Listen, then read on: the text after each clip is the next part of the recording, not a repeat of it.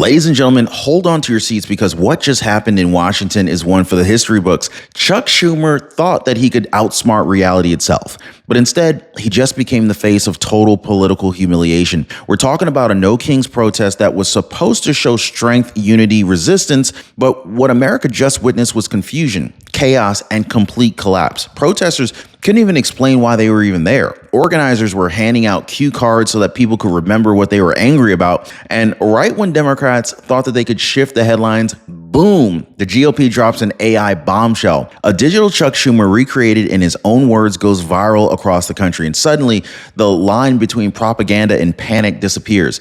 Now, the same party that screamed No Kings is bowing to the king of their own creation, artificial intelligence and public outrage. This is the story of how Chuck Schumer's deep fake disaster and the failed No Kings protest just torched Democratic credibility overnight. Stay tuned, guys, because what you're about to see right next, this is going to shake DC to its core. Hit the like button and subscribe. So it all started with one clip, guys. An AI generated video of Chuck Schumer repeating his own words about the government shutdown. Only this time, it wasn't a quote buried in fine print. It looked like Chuck Schumer himself saying it on camera. Within hours, it exploded across social media. The GOP used his real remarks, but kind of wrapped them in synthetic truth, forcing Democrats to confront a new reality, their own leader exposed by his own voice. The image of Chuck Schumer smirking through a digital mirror, it became the symbol of a party that's losing control of its message. And so while Democrats scream faked, Americans ask the bigger question: why did the words sound so believable? Because the scandal didn't just embarrass Chuck Schumer, it proved that the Democrats' war on misinformation, it had finally circled back and detonated inside of their own camp. What a boomerang. And the irony, it went viral faster than any official statement that he's ever made. Then came the so-called No Kings protest, pitched as a nationwide stand against authoritarianism. They shouted slogans like defend democracy and destroy fascism. But when reporters asked what they were actually fighting about, most couldn't even answer the question. Some thought it was about Trump, others thought it was about classism, and a few said it was for freedom, whatever that meant. Organizers even handed out 30,000 palm cards so that protesters could remember the talking points. That alone pretty much tells you everything. You need flashcards when conviction is missing. The irony? Well, these demonstrators claimed to reject monarchy while President Trump, an elected leader, was sitting in the White House, chosen by voters in a free election. The No Kings crowd demanded liberation from a king who doesn't even exist, yet never questioned the career politicians who've ruled Washington for decades. This wasn't activism. This was confusion wearing a hashtag. Now, it used to be normal to just stick with one Medicare plan forever, but times have changed. Premiums rise, doctors switch, benefits vanish. But that's not all. Medicare premiums are set to skyrocket next year, and many Medicare Advantage plans are disappearing altogether. This is why the new normal is reviewing your Medicare plan every year with Chapter. They make sure that your plan grows with you. Now, one of our viewers, she said, Chapter made checking my Medicare plan so easy, I'll never skip it again. So let me ask, are you going to stick with the old way, or are you going to join the new normal like most people already are? Now, most people are already calling that phone number right there at the bottom of your screen, or they're visiting askchapter.org/Ron.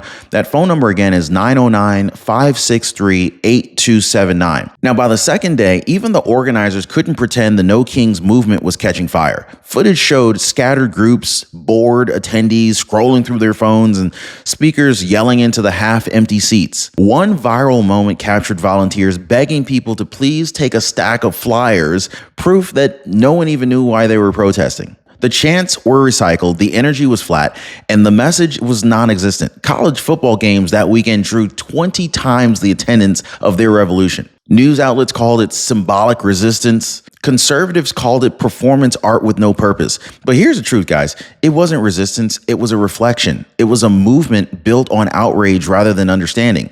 So when people show up to fight an imaginary king, pretty much tells you that the rebellion was never about liberty. It was about clinging to victimhood in a country that's already free. Now, for Democrats, the No Kings disaster, it wasn't just about bad optics. It was confirmation that the party has lost its emotional connection to reality. The same people who once marched for civil rights or worker protections, they're now marching just to get attention. Even liberal commentators admitted the messaging was incoherent. They called it a missed opportunity, but voters saw something even deeper than that. a movement led by elites pretending to be oppressed. So when Chuck Schumer, Nancy Pelosi, and their allies applaud this confusion, pretty much tells America exactly where the party stands, not for principles, but for posturing. And in 2025, under President Trump's watch, that posturing looks weaker than ever. The Democrats once built their brand on empathy, but today, it's pure theater. They're performing rage to stay relevant, and the crowd is finally walking out of the show. Then came the real gut punch. The government shutdown. Democrats blame Republicans as usual,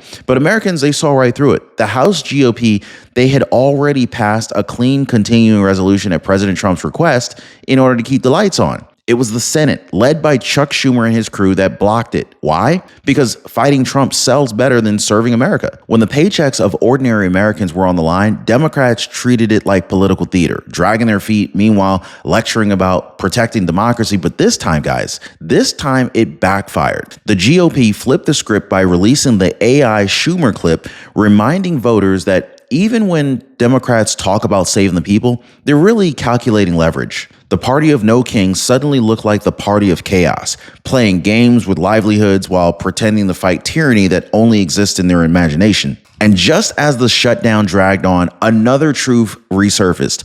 Democrats, they were more concerned about illegal immigrants than legal Americans. So while cities across the country struggled with crime waves and rising costs, Schumer and his allies doubled down on protecting undocumented residents. Conservative media began showcasing stories that the mainstream ignored. A 61-year-old killed in a hit and run by an illegal alien, a woman assaulted in Chicago by a migrant with prior arrests, and local police blocked from turning him over to ICE. Each one of these headlines told the same story. Democrat policies shielding criminals over citizens. And when Americans asked why, the response was silent. It's not compassion when your own people pay the price.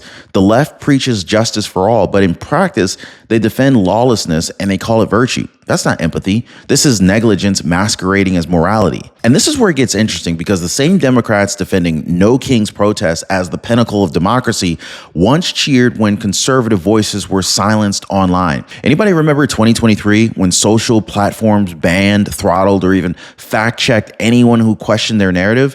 When Trump supporters were flagged for misinformation left and right that was called safety? But now, when their own rallies flop and their own leaders get caught in AI scandals, suddenly they rediscover the beauty of free expression. The hypocrisy, guys, it's absolutely glaring. Conservatives were censored for facts. Liberals get sympathy for feelings. The left says speech is violence, right up until they need a protest permit, right? What you're seeing is selective outrage, a movement that celebrates freedom only if it serves their agenda. The irony? It's Trump's America now, where protests are allowed, protected, and televised. Proof that the dictator that they feared never existed. Now, here's where the mask slips. The people screaming no kings are ruled by them, just not the kind that they admit. Chuck Schumer, 45 years in power. Nancy Pelosi, 42 years in power.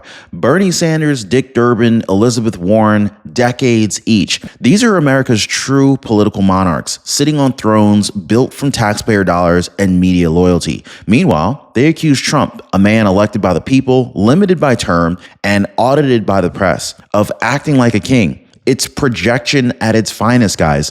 The founders rebelled against royalty so that no man could rule for life. Yet Democrats keep recrowning the same insiders year after year. They don't want no kings. They want their kings. That is why this protest flopped. Americans recognized hypocrisy faster than any headline writer in Washington ever will. Now, here's where you come in, because this moment isn't just about Chuck Schumer's embarrassment or another failed protest. This is about what Americans like you are seeing with your own eyes. Do you really believe that those career politicians speak for the people anymore?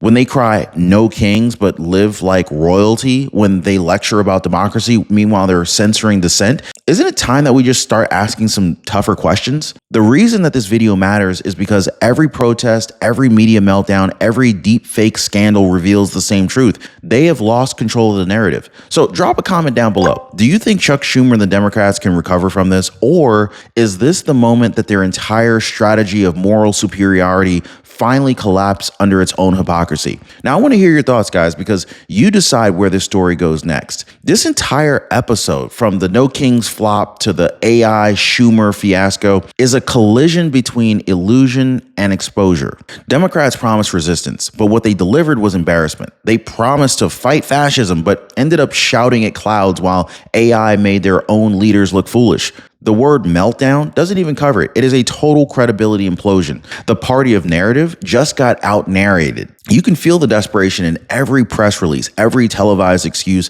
every forced smile behind the podium. They're losing control of the emotional high ground that they've weaponized for years, and the American people are finally waking up to it. It's not just a protest gone wrong. This is the collapse of an entire political illusion, unraveling in real time for the world to see. So it's October 2025, and President Donald J. Trump sits in the Oval Office, elected, not crowned, and that single fact shatters the entire foundation of the No Kings protest. The same people screaming about tyranny are living under one of the most transparent, media scrutinized, and term limited presidencies in American history. There's no dictatorship here. There's just accountability and results. Under President Trump, the border is secure, inflation is cooling, and the economy is roaring yet again. Yet, these protesters are out here in the streets losing their minds, claiming oppression because their side lost an election. That's not courage. This is denial. They're pretending to fight for democracy while refusing to accept it. Every chant of No Kings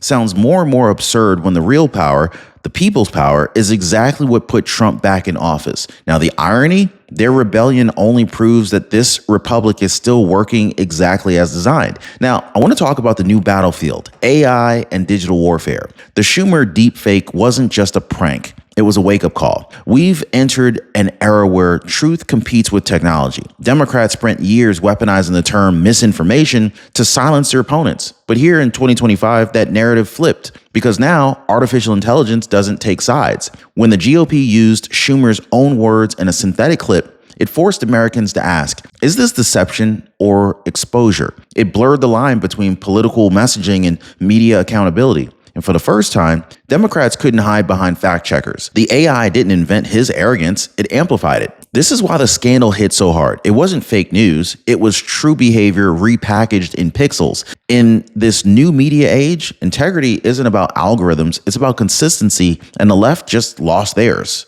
At the heart of this entire meltdown lies a clash of worldviews, victimhood versus victory. The No Kings movement thrives on grievance, convincing followers that they're powerless, oppressed, and perpetually under threat, that they're victims. This is emotional dependency dressed up as activism. But on the other side, you have Trump's America, a mindset of abundance, not apology. The MAGA philosophy doesn't beg for freedom, it builds it. It says, you're not a victim of the system, you are the system's master. That is the difference between whining in the streets and winning in real life. Democrats feed fear because it keeps voters loyal. Conservatives fuel confidence because it keeps America moving. The No Kings crowd scream for liberation, meanwhile standing in the freest nation on earth. Meanwhile, Trump voters, they were out working, building, and thriving, no protests required. So what does all of this mean moving forward? Well, the Schumer AI scandal and the collapse of the No Kings protests, they're more than isolated embarrassments. They're turning points. They expose a party that's out of touch with reality, trapped in outrage and addicted to narratives that no longer move voters. Every chant, every meltdown, every deepfake denial pretty much chips away at what little credibility that they have left heading into the 2026 midterms. Meanwhile, President Trump's administration keeps producing results, lower costs, stronger borders, safer streets, and the contrast is blinding. Democrats thought that they could win hearts with hysteria, but America is tired of noise. The future belongs to those building, not breaking. The No Kings protest wasn't just a flop. It was a funeral for the politics of performance and the beginning of a new era of accountability. Like, subscribe. We'll see you next time.